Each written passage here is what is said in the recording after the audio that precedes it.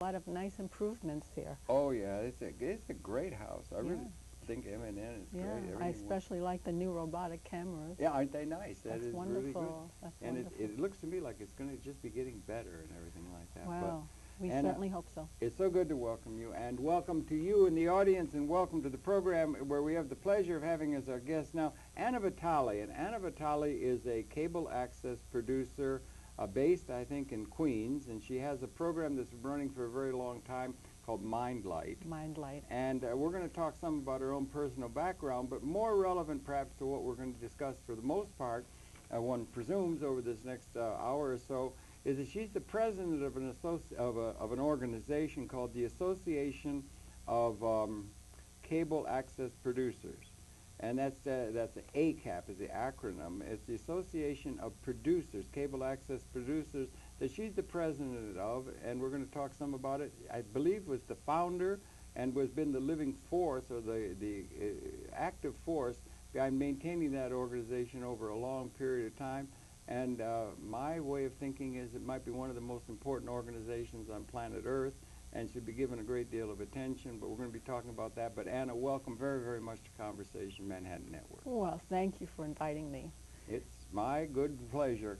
And as I said to you before, maybe you could share a little bit of your own personal background, where you were born and raised, a little bit and Well, I everything. was born in, I'm a Manhattan girl. All I was right. born and raised in Manhattan. Great. And I lived most of my life here until I got married and went out to Queens. All right. And I pursued some acting and Acting, yeah, I yeah, didn't realize that. I didn't know I about did that. some off Broadway. Off Broadway, yeah. Off Right. Broadway. I did a few little commercials and things like that.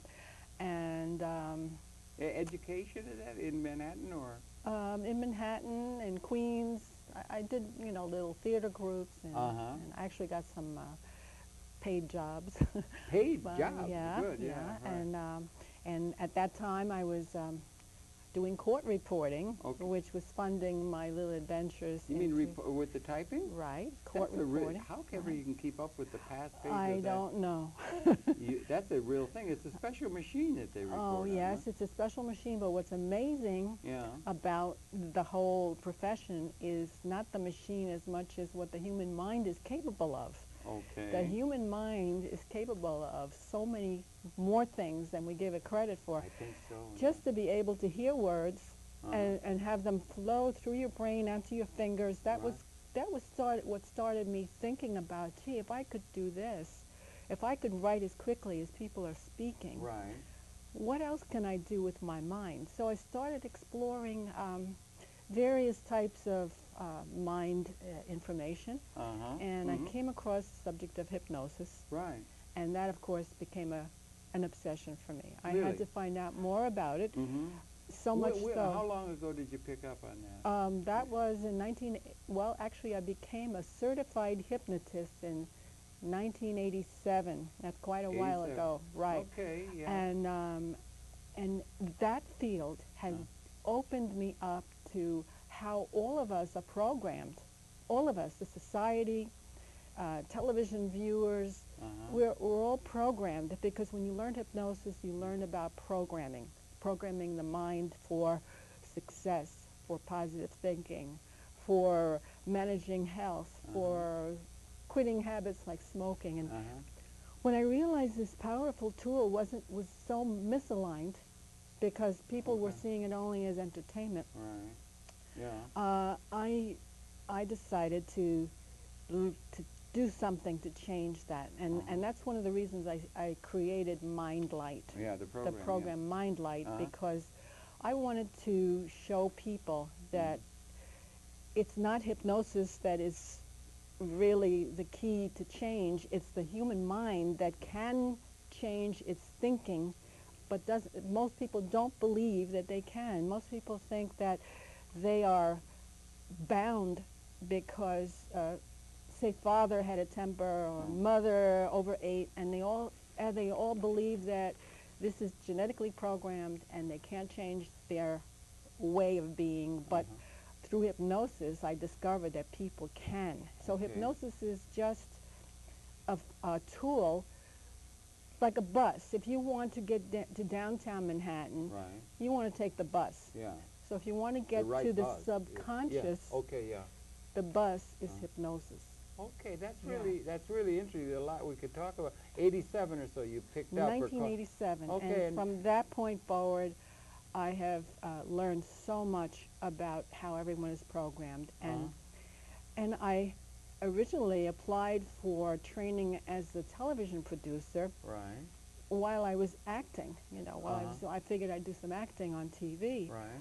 But by the time they called me, which was quite a few years later, I was now a hypnotist. So I said, okay, now I have a tool to inform and educate the public about hypnosis and about how they can get off their butts and change what needs to be changed. Okay. It's not all about, you know, you need to have this ritual. It's also about being aware of how you think, how you think about things. You know, the thoughts that you have are not wild things. They're things, the thoughts are something that is generated within the mind, and as the creator of the thoughts, you are capable of changing them. That's really interesting. That's really interesting. 89. Okay, we got a date 89 in that. Now I'm going to want to talk about that. 87. Sorry, 87. You're right.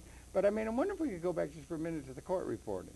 Right. Because here you are, and is that's the thing where you're saying the things are coming through, and it's a process there. You couldn't do that with a typewriter. No, You but have to have, there are what people. does that machine do? That technology It's actually that like makes it's it a code. It's like a code. Okay. Actually, I can almost type as fast now. But when I was training to become a court reporting professional years ago, what kept me back was the self-doubt. You know, oh, I don't know that I'm capable of it. Once I got rid of that self-doubt, and I said to myself, if other people have done it, I can do it. Right. The whole thing changed, and the skill came through. So it was a process of changing my thinking that created the results. Just like in hypnosis, when you change your thinking, you create results. That's really interesting. Yeah. So I connected the two together. I said, wow, the mind is capable of doing fantastic things. Yeah, And but we could even think then I was studying hypnosis at the same time and doing little off-Broadway things. I was doing a lot of things at one time. And I finally got to the point where I said, well, you know what? I think that the hypnosis is much more effective to change humanity, to help people. Because the court reporting is important, too. I mean, it's a record of what's gone on, but it doesn't. A court reporter, while he or she creates a very vital record, has no power over what's going on, whereas a hypnotist has the ability to change what someone thinks about. So I thought about the two things, and I said, well, which one am I going to make my life's work?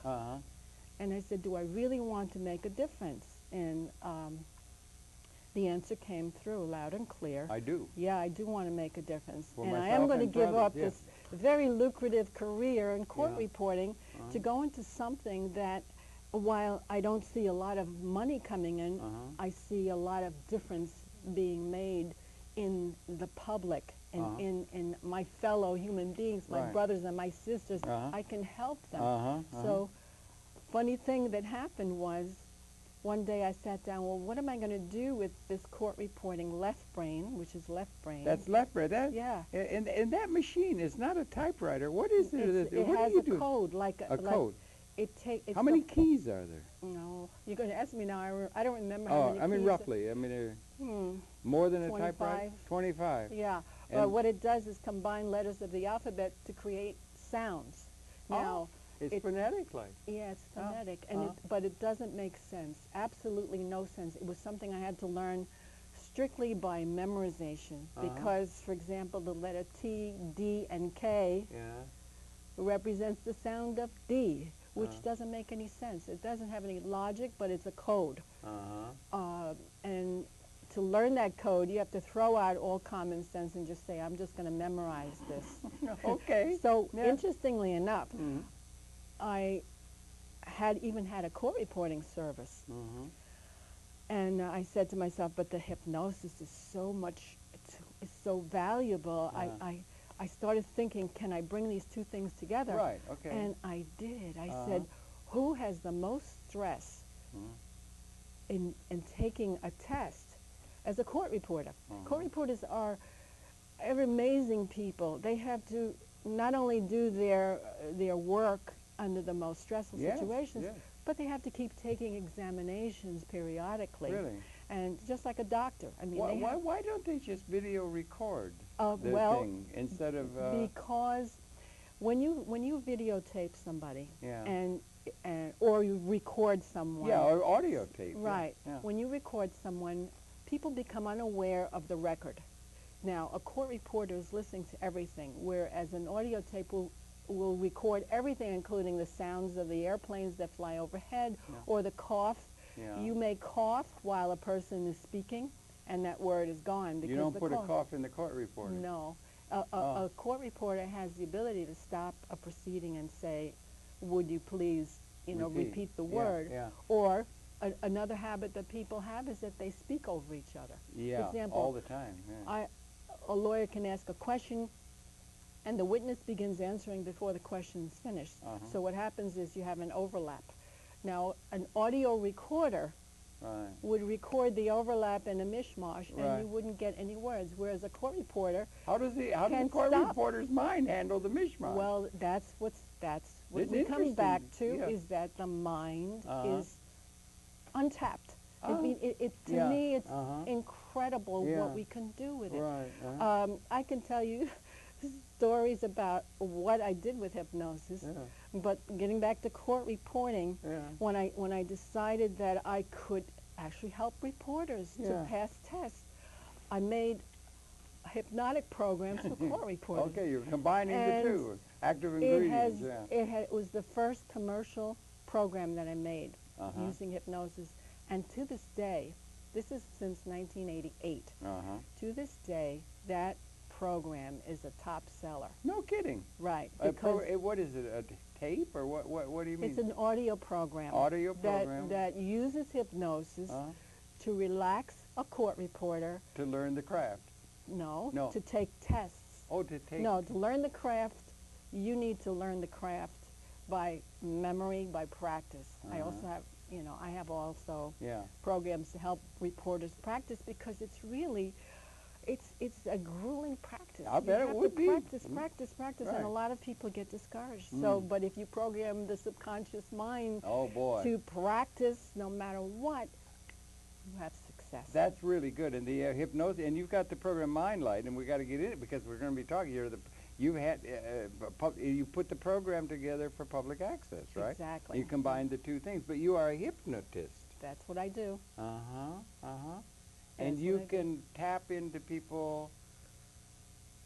Okay. Talk a little bit about that. That's really a big subject. And is it not well understood by the general public in terms not of well its understood. philosophical? Everybody, I take that back. People who have taken the time to read a little bit about it understand it. But the general public mostly has an impression of what hypnosis is from the hypnosis shows that they see, which are sometimes embarrassing for the people that participate. And so they come away thinking this is some form of mind control. And that if I let myself be hypnotized, silver mind control was a phrase that was used for hypnosis. Was it? Yeah, okay. But if you want to take semantics and say, mind control, you know what? It gives you mind control over your mind.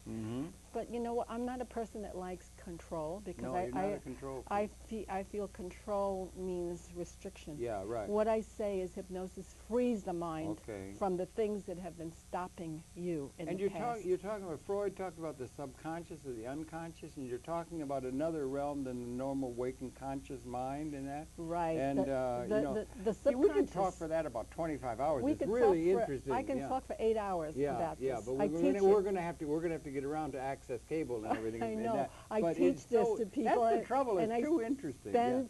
I can spend 8 hours a day talking about it, and at the end of the day, I feel like it's an hour it went by. I understand. But one of the, if you think about the programming that people get, is that people are afraid to step outside of what they've been taught is so.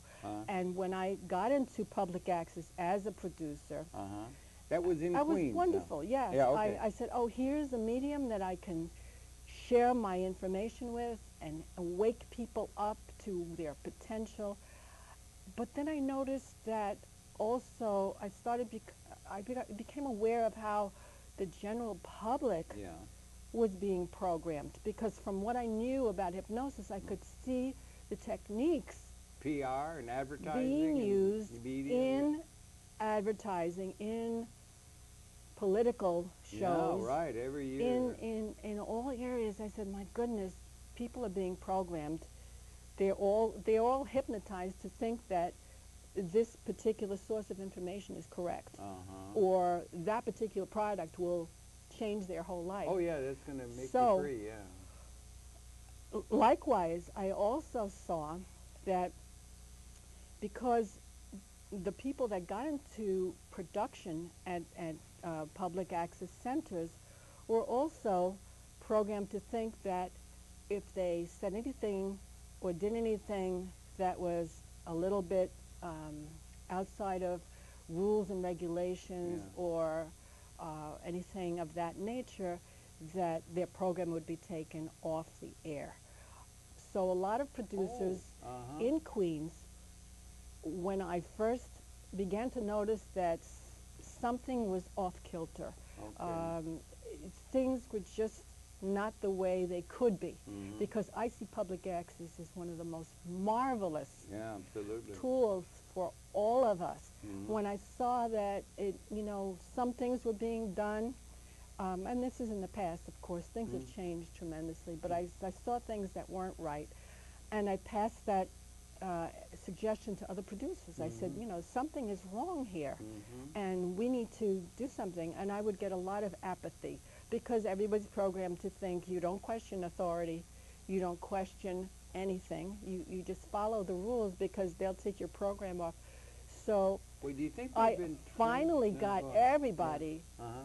to a meeting at my house, and that was the birth of ACAP. That was the birth of the Association of Cable Access Producers. Right. And what about that? You say we're all programmed in that, and the institute. A lot of people. I've got fellows who say they think of the school system as a minimal security correctional facility tuned into the prison system, where people are being taught to do what they're told by an authority figure, and that's going to fit them into a job slot within a cubicle corporate world in order for them to earn the right to have something to eat.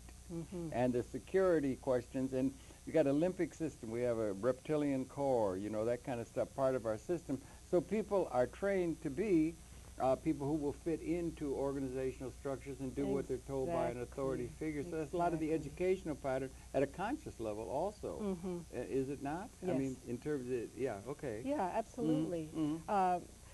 But I realized that public access was such a vital medium, and that it could be even more, that if people weren't afraid to step outside or step outside the box and make what's wrong right. Are you talking now about what's wrong right in terms of the administration of a particular place where cable access is being produced and distributed, or are you talking about things in terms of the society in general?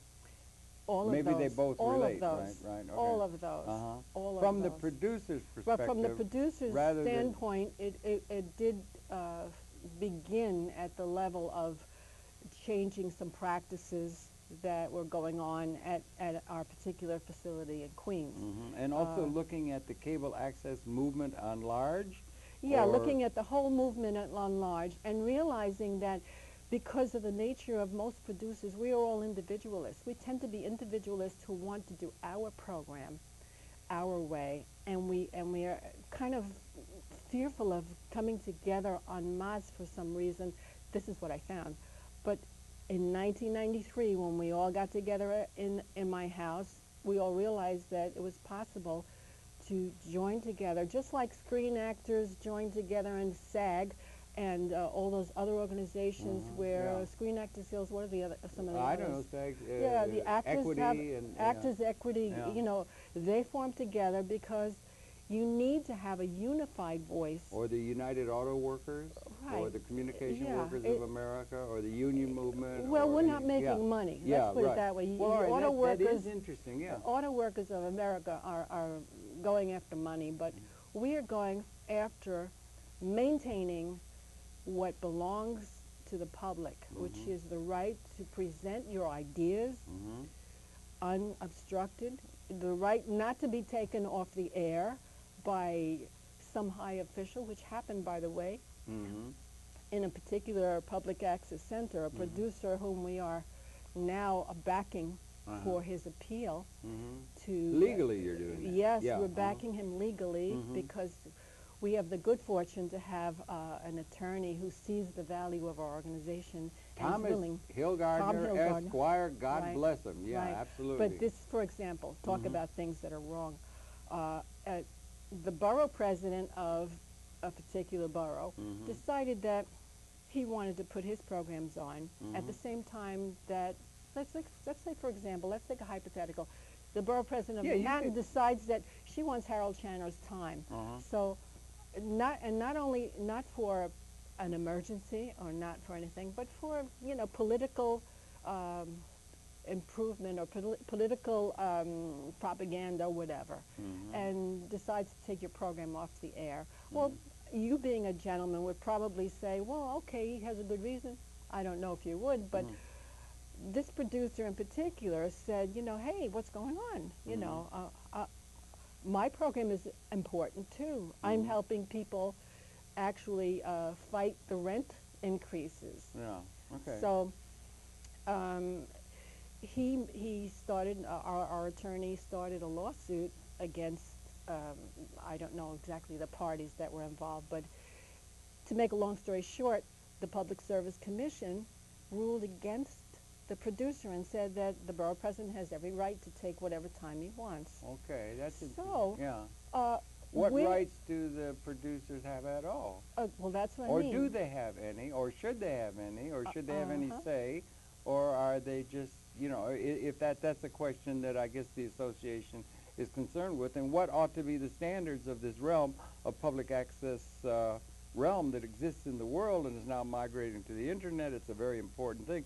What is the role of the producers and all of that vis-a-vis whatever systems that are in place and people who administer those systems, and what are the differences between them, and what might be the standards by which that whole realm could be made one that could be maximally benefit humanity? These are all questions that producers are interested in, but I think concerned citizens ought to be interested in that as well, because access is migrating all over the world now. It's coming out all over the world, and there could be a linking between the producers within that realm to their own interests and to help improve the whole overall situation. You have the internet going on with video streaming. You have worldwide communication.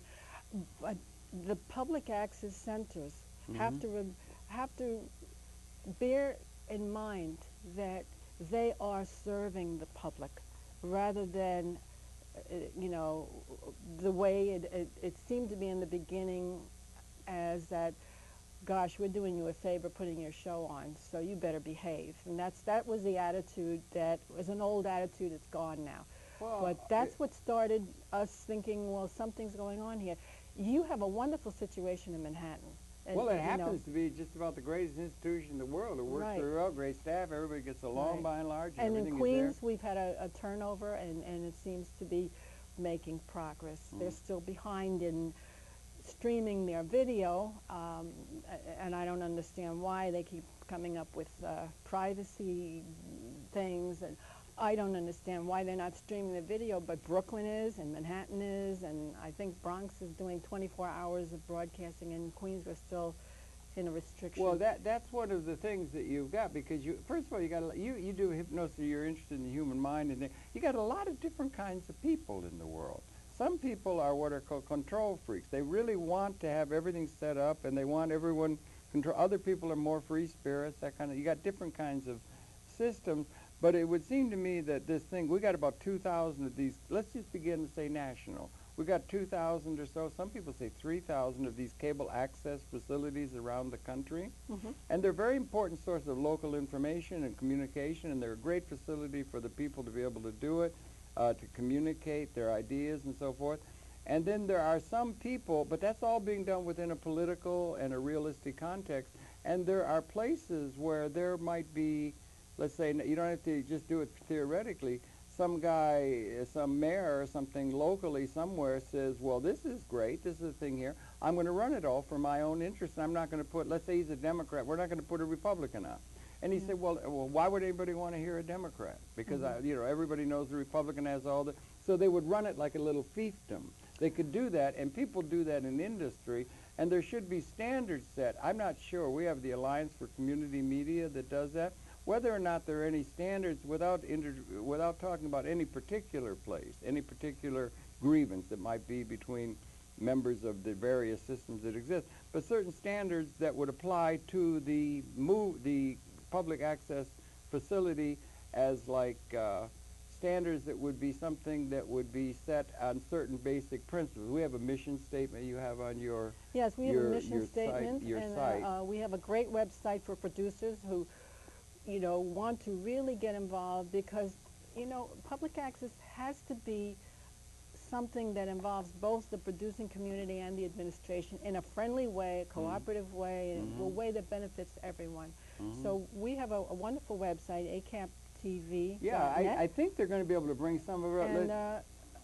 And this is what we have on our website. I think we see it now, don't we, there on the screen? This is our mission statement. Can we read that then? Can people read that? Can you read that? I can't read it from here, but that doesn't mean it can't be read on the screen. I can't read it from here either, but basically it's to unite the producers and to give us a voice that will keep public access alive and strong and thriving. And because all of us want to go on our own little separate way and create our own little program, but you know what? Together, we can do a lot more than we could singly by ourselves. One little voice is not as loud as many voices. Right. And I have to tell you that our website has a producer feedback page where producers can fill us in on what's going on at their center, MNN, BCAT, BronxNet. And remember, we can start thinking about how this idea can be reaching out to California and into other places if you start thinking about it. As a matter of fact, because the access community is all over the world and all growing over the world, and has common interests. If you're an ambitious producer, you can go to our website and find out all the different access centers nationwide. Yeah, I wonder if they can try and bring that up in the control room. Even around the world. Oh, yeah, it's happening in Australia, it's happening in South Africa, it's happening all over Europe. I got people trying to develop it in Russia. There's that where they're monitoring the media so adroitly with Mr. Putin and so forth. They're starting to do things internet-based. So the access movement, they're producers, and they're all over the world, and they could start linking up now that the internet is linking everybody together. Absolutely. So we have local concern in each one. We want the vitality of that local concern. But the fact that they can link up as an organization of people who are interested in this realm of public access television programming or multimedia programming, that's a very important, particularly as the internet is bringing everybody together now. Well, Harold, when I first started this organization... Yeah, and you've held it together, and I congratulate you on that. It's been hard because sometimes I'm left alone in the wilderness, and other times people join in and help. But lately it's been picking up a lot of steam, and I'm happy about that. We've been doing informative meetings. We had a fabulous meeting. Wasn't that great with John? With John Kowalski, who is a computer whiz, and he gave so much information to our members, absolutely free. There's no charge for anything. We just ask you to become a member, and that's a yearly fee. But we're going to have a lot more of those coming up. And in fact, you got Mr. Bergson again coming up in January. Mr. Borgeson is coming up, right? Audio expert. Audio. We have, as a matter of fact, we put on the website the program that John Kowalski did with you, so that other producers who weren't able to make the meeting, whether they're in Florida or anywhere else, could go to our website. They could be in Antarctica or Australia. They can go to our website and find out all about YouTube and how to get your video up there, and I think even how to link it to your web page. Right. So it's a very important service, I think, that we all can do for one another. Producers help each other in our organization. We give you ideas to one another. We're in the process of planning a group production that's coming together a little slowly, but because we have personal lives too that are, sure, everybody's got a life you know, to lead, working things in and out is sometimes a challenge. But there's so much potential for this organization to really become a voice for all public access producers around the world. Thank you very much. Around the world, hopefully. Right now, let's go nationwide. We're starting here on the East Coast, and we have some members from other states. Because people do read about us on the website, and they do join. So we need to keep the fire going. I wonder if they could bring that up, maybe Lester, that could bring it up, that page that shows you have a page, don't you, that shows a link to the access centers and so forth? Oh, I think he already did. Oh, he's shown that, right? Yes. I mean, we have a link to all the public access centers across the country. Not a link, but it's a link that gives information about the public access centers, and we always recommend that you call them first because rules keep changing, formats keep changing, and so you got to check with them first and find out what their requirements are. Yeah, and we have the Alliance for Community Media. Our former director here, Tony Riddle's there, representing the you know, the industry in Washington. Well, I think the Media for Public Alliance is Media for Alliance for Media, Community Media, I think Media. We approached them in the beginning, and when we were first starting up, and unfortunately, I got the feeling, I had a sense of what their goal was really to keep the public access center administrators together. Well, they've got a big job in that. You want to keep absolutely, that. That's a big important movement, and people are involved in that. In terms of saying to us producers individually, well, why don't you join the Media Alliance? What I found was that they were really, you know, they were helping the administrators, and maybe that's what they meant to do, but we need a voice for the individual producers, the public access producers themselves that can also speak up, because we are a creative bunch of people. We have lots of ideas. We don't need anything to interfere with the way we produce or our time slot, or I think it's unfair that this gentleman was preempted by anyone. That is something, it seems to me, that could be addressed not only as producers or even people who are just interested in a societal organization, is that we have fundamental principles of freedom of speech and things like that that are understood by the societal organizations, and there could be certain standards that would apply to a well-organized, well-run, and mission statement and operating procedures that are those that serve well the administration and the operation of the public access cable system. They would have application, and if somebody, for instance, that person who decided, and this does happen, we got 3,000 systems around the country, some local fellow says, well, I'm just going to take over. I'm going to run this as my political fiefdom. I can make money. I can be in control. They do that. If somebody does that, there could be sanctions against people who are falling short of what the ideal, if that's the right term, or a model of how cable access facilities should be run, and according to what principles that would apply to that, so that they could police themselves and that kind of thing, and that should be happening. And there could be input from the citizens in general, but somebody should look at that, because it's a very important communications vehicle that's emerging here on planet Earth, and how that's going to be operating according to what principles of fair play or whatever is an important thing that could be there. And I know also that there is legislation that is looming over public access, which could create a whole different set of circumstances which wouldn't be as good, or would be detrimental to producers. So for that sense of the word, in that sense, that's all the more reason for producers to be in their own organization as separate from any administrators or any other body, because we have special needs and special interests, and I think that that interest and those needs can only be met by a group of producers that understand what production is all about, what we have to go through, and what we want to accomplish. That whereas the administrators have their hands full with administration of public access, and making that's sure great. it works, and the And scheduling, making sure and it making works, and things that's work great. in time. Yeah. But we producers need our organization to become a voice that's listened to, not only by any other administrative facility, but by the mayor's office, by Congress, by any other group that has power over public access. That's why we need to stick together.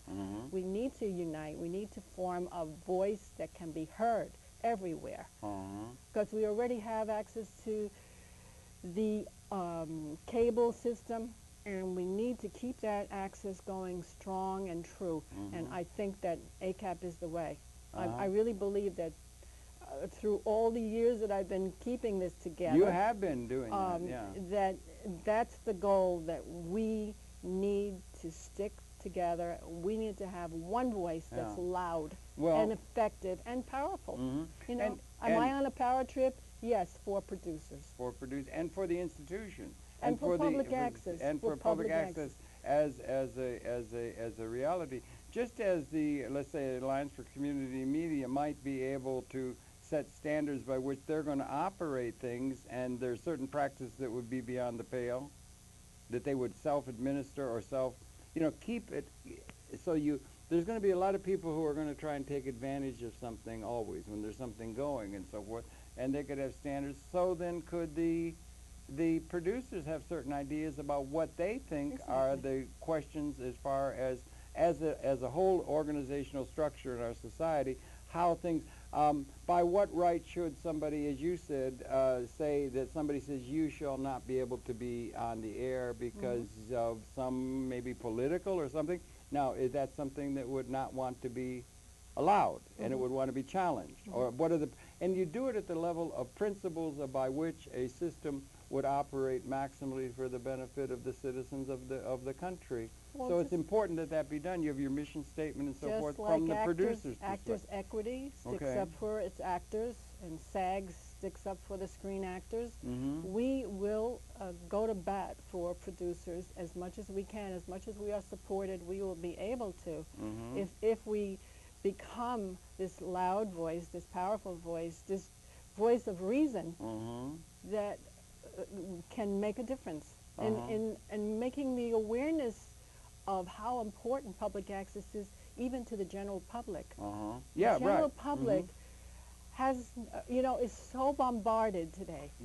So bombarded with commercial after commercial after commercial, and to wonder that everyone out there doesn't suffer from attention deficit disorder. You can't watch. You cannot watch anything without a million interruptions, which that in itself is detrimental to the mind. As a hypnotist, to you the should mind. be aware of that. You're being mind sensitive. Absolutely. Yeah. Whereas you watch a public access show, there's not going to be anyone trying to sell you anything. All right, now that's a big difference. If you're talking SCAG and you're talking equity, you're talking a business, and you got actors, or you got actors that are in the business and everything. You got to think, but you begin in money, and then then there's a question of who's going to become the star, who's going to become all of that. But in access, it's a unique thing because they have set up a system where you can have access to the television equipment and so forth, but it is done through a franchising agreement with the cable companies that make these available. And then the people are here, and there's no cost involved, or there should not be. There's some places where they want to make money from the producers by charging for things that should not be charged for. That's another issue that's there. Well, that's an issue. It's a big issue. If I may, you're in a context where you're not in a business context. You're in a context where there are people freely relating with each other, and there's no cost. We used to have a sign on the wall here: no money need be exchanged here ever. That's a different proposition than the business world, that a lot of the models probably of people trying to do power trips to take control and make money or something have run some of these systems in terms of, and that should be monitored by a producing community that is not intimidated by the people who are trying to intimidate them into following the Very lead well of these put. people, You have or a way something of that law. Yes, very good. Absolutely. And there Because should be such an organization, but it's unique in that it's not like a union or something, because no, we're there's not no making money. There's there's no money here. That's a very different context it's a of different, human organization. If but there's not SAG that. and AFTRA, the reason I brought them up is because they represent their particular group, Yeah. not because not to compare them with us, you know, in the sense of we're going to make money, although certainly everybody's out there, any producer that wants to make money in some other way, you know, certainly I think I think a producer could theoretically, you know, if they choose to, want to be paid for the time they invest in doing a program for somebody, if they want to. You know, and I think there was. Well, these are issues that could come up. Yeah, I mean, but that's up to you. It's up to the people, and what I want to see, and what I hope all producers want to see, is public access being produced freely without interference from some arbitrary rule or practice or fiefdom, as you called it, that has its own particular interests in mind, rather than presenting public access as a voice for all the people. I want it to be free to do what a producer wants to do without any kind of arbitrary rule or something that inhibits the production at all. Right. This is what I see. Well, yeah, okay, that's something to be vouchsafed. But then, of course, the people on the other side want to make sure that everything is treated right, and they got responsibility to make sure the system works right and everything, and there's no violations. They have a tremendous job. So it's a careful balance and everything, but it's a unique thing because access is a unique institutional framework in terms of the I don't know if it's comparable to schools or not, public schools or something, but it's a unique context of where the people should have something to say. Should the students have anything to say around which way a school runs or not? Well, you're talking about an Or education there. That's. I think. Can a student tell a teacher how to teach? I mean, I think that's a different situation. Okay. You Yeah. know, Okay. It's true. We are everyday people that have been taught the wonderful world of television production.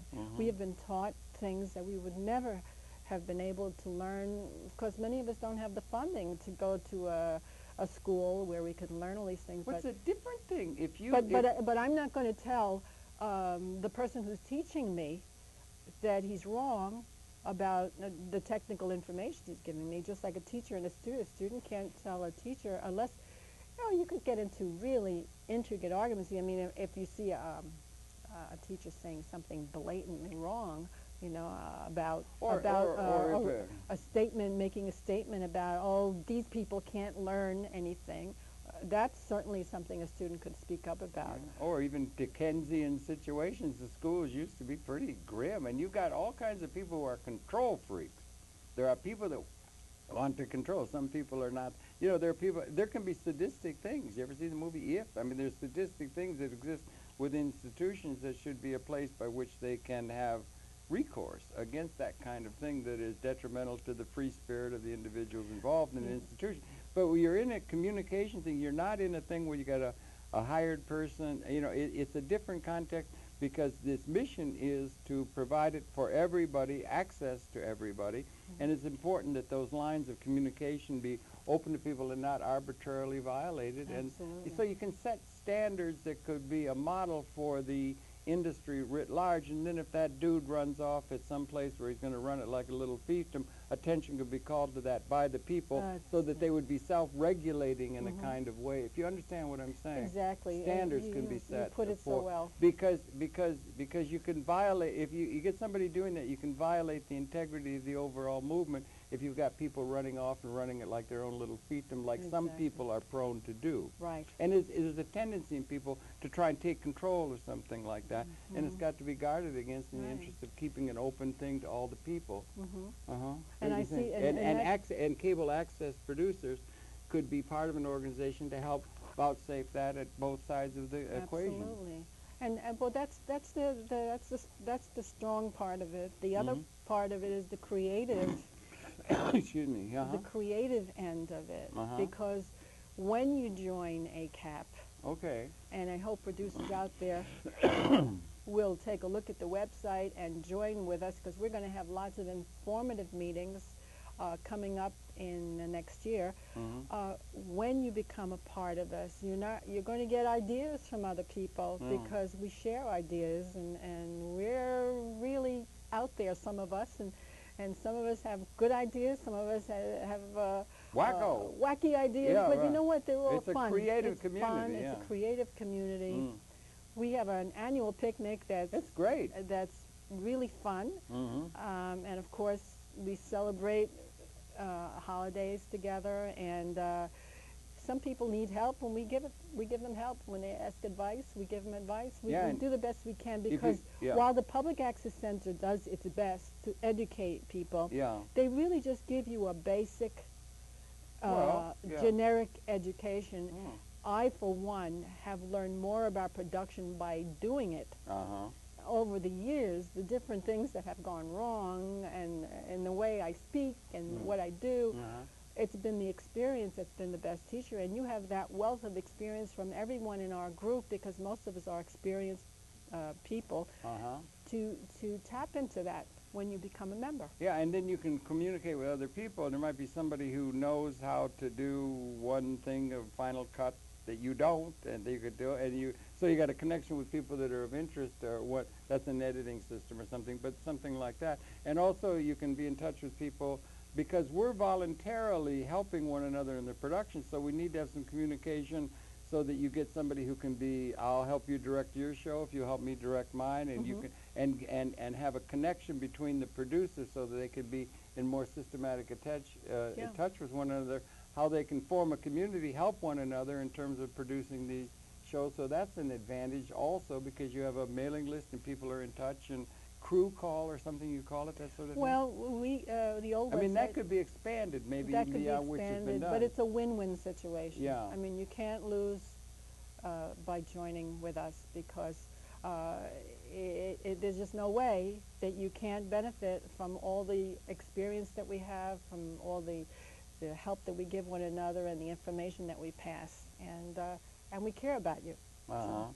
Yeah, and it's an organization that does, and then again, the fact that it is moving now into, we have user groups for PC, we have the NYPC PC movement user group. It's like a user group of an institutional structure, and it has a great social conscience, and it can take models of where things are run well in terms of that, and it can take the interest of the actual producers who are doing. I think it's very important, particularly on an international scale, or the expansion of the internet. Our programs are now, you say Queens, they have not yet.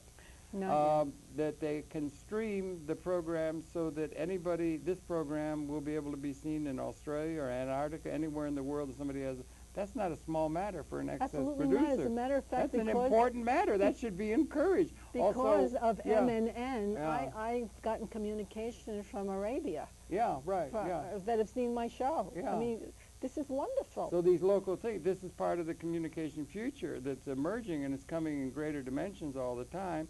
And so you have a thing where you can reach out to it. It's important that there be some organizations that represent the people who are putting the programs on in a systematic way, so they can help each other, make a community, and make the overall system work well. And the overall system can monitor against those shenanigans of people who are going to try to take advantage of it outside of guidelines that can be worked out that make some sense to make the whole thing work, maybe. As a matter of fact, there are places around this country where cable companies don't even let people know that they have public access. Right. There are some people who don't want to have access. They just... Well, the cable company doesn't. So we could put a spotlight on the ones that are where it's not going well. I'm thinking right now of Pennsylvania, who they only have 3 access centers. When I first started this organization, I got a call from someone in, I don't even remember where, but she said, "Oh, thank goodness you're there." She said, "I'm here. I know I have the right to public access, but they don't give me anything here. I have to buy my equipment. I have to do everything." So there are People might things, be making money out of that, even though they shouldn't be, and the mission is not to. And right. you see, it's a unique structure that should be vouchsafed by the people who are part of that, and it should include everybody, so nobody's intimidating anyone. Everyone's in a free sense, being able to contribute. That's the spirit in which you want the whole thing right. to. It's like a jam session. We're you want all in everybody. this together. Yeah. You know, administrators and producers. We're here for public access, and the public. If the public keeps tuning into us, they'll realize how wonderful, how great it is to have information coming at you without all that junk that you're thrown at on commercial TV. That's true. Yeah. It is good to be able to watch a program where you don't have an endless stream of ads and I'll tell you what I'm going to do, Crazy Eddie and all that stuff. Right. You don't have that. And you got increased creativity. Increased people, I think the academic community, intellectual, the internet is becoming like a gigantic, to my way of thinking, coming out of academia, a gigantic university. They've got such things that are available, particularly in multimedia, that you can get an education and also relate to public affairs and so forth in a through the internet. You know, it's like a fantastic. It's a great transformation that's taking place in terms of the metabolism or the DNA of planet Earth, and it's an educational facility of the highest order, so people can take advantage. And it's good that it be constructed, structured, or encouraged in a way that's going to encourage the best rather than allow some of the adverse things that can be done by the name of people who are trying to take control of it in a negative kind of way or a less than advantageous way. Can be, you know, it can be encouraged. It's important. That's what I'm trying to say. It really is important in a new dimension, particularly with this outreach. And now, well, you know what? We have to really become. Sorry to interrupt you, but not at all. You have to be aware of the internet also, and the fact that people are anxious to take that over as well. Well, there would be people. Yeah. Just think about all the people who are trying to redline and all kinds of things they're trying to do. That same public spirit should apply to public access. Absolutely, absolutely. The internet is very important, and internet and public access is very similar. They are. Because they're a streaming voice of people like you and me. That's right. You know, and the latest thing with this YouTube is great too. Isn't that good? YouTube is one company, there's others, there's Blip, and it's inexorable because the technology is coming even through market forces or whatever to where, and again, to stress, YouTube or these things, you can take your program and you can have it put up on that system. It's like an archive, and again, the cost is free. It doesn't cost anything. It is going to be almost necessarily that model of being able to do things without having it be a business relationship between people. You can do it is inexorable because it's coming out of the labs. The design capability, we're going past Moore's law. That thing is going so fast. So we got a new world emerging out of all that, and we've got to have. We want to have systems for vouchsafing it, and it's not only YouTube, but you can do that, and you've also got others. You can telephone now. You can telephone for free anywhere in the world. You can do video conferencing around the world for free. So you're out of that business context. It has to be the context within which things are done. If you don't have to be making money, you're interested in public communication about things and getting it out and so forth. This is really a very, very interesting and interesting, encouraging time in terms of the evolution of the zeitgeist, it seems to me, and it's really ready for something like the Association of Cable Access Producers, if I may say so. And on the subject of YouTube, again, I will mention the fact that if you go to our website, acaptv.net, and click on All About YouTube, I think that's what the link is, you can actually watch a program which will explain how to get your programs onto YouTube in a simple way. Actually, it's one of your programs, and people can go to the website and just play it and learn. And that's not only, there could be more. There will be more. As an educational thing, relevant to because there's going to be new possibilities, or maybe the advantages of Blip and YouTube, or what the reality is. There could be a discussion going on among the producers with things that they're really interested in. Absolutely. And so it's good for that to happen. It seems to me appropriate, and again, to just have models that make sense, because this system, it's a unique thing in the fact that it's not necessarily business. It can be done by people who are interested in community, like jam sessions, rather than business models. And that's Absolutely. something that's emerging and maybe is allowing. So it's allowing for all kinds of educational capability and improving of the human condition, right? Absolutely. Yeah. And I Like think so people can understand the mind and the way the mind works, right? Like you started out with, right? and you can understand how the motivation would be different when it's not about making money. Absolutely. Think about that. When If it's I not give about you enough making money. coconuts, will you? Or, that kind of is different than let's jam. Love. All the important things are really in a different context than making a deal all the time. And everybody Right. thinks everything can be made a deal. It's not necessarily about that. And vouchsafing that new reality that's beginning to emerge is the one I think a lot of young people and people are interested in having, rather than a lot of control freaks running around Yes, trying to because make money off people. I'm a big believer that, just like power can corrupt, Power corrupts, more money acting. corrupts. I think once you're at a money motive, then you've lost sight of what really matters. It's different. It's a It's, different you know, thing if you're with your inamorata or if you're paying money. It's Right. a very different kind of proposition and everything. It's different, that sort of thing. And the guys go, I know guys I told, I did a program with a little while ago, the guys who have a guy at a loft where all the guys who jam, they would go and make money in the club and then they come and jam and really wail. It's in that yeah. that's the creative context. That should be saved rather than that other, it seems to me. And the Association of Cable Access Producers is really an important institution. I thank you mightily for having gotten it started, and I think it should flower and grow in the future. And thank you very much for holding that together for so long. And I think it's a really important institution. I congratulate you very much on having led it. Well, thank you. So, Anna, thank you. It's been your pleasure. I see, we're just about getting there. Your pleasure to have the perception. Anna Vitale, President of the Association of Cable Access Producers. Happy to share that with you and to ask you to tune in. We'll be coming back again tomorrow.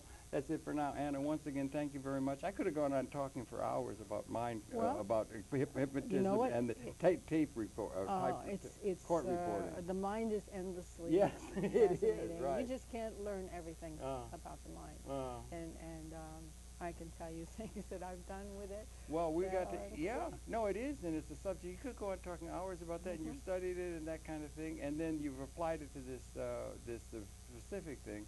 And again, I really seriously mean it. You've been holding that together, and I really thank you for that. I think, Well, I I thank think you the for your road support. ahead is one that we really have to Well, I investigate think with since- new possibilities. I think since you've become awakened to how much you can be of help to us.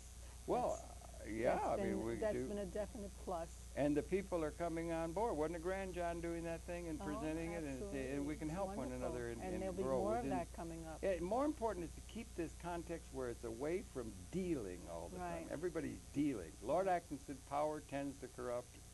Absolute power corrupts absolutely. It may be the case with money as well. I don't know. Money, But I if we think could have so, a too. world where people are relating Although like jamming. look at Bill and Melinda Gates. What about them?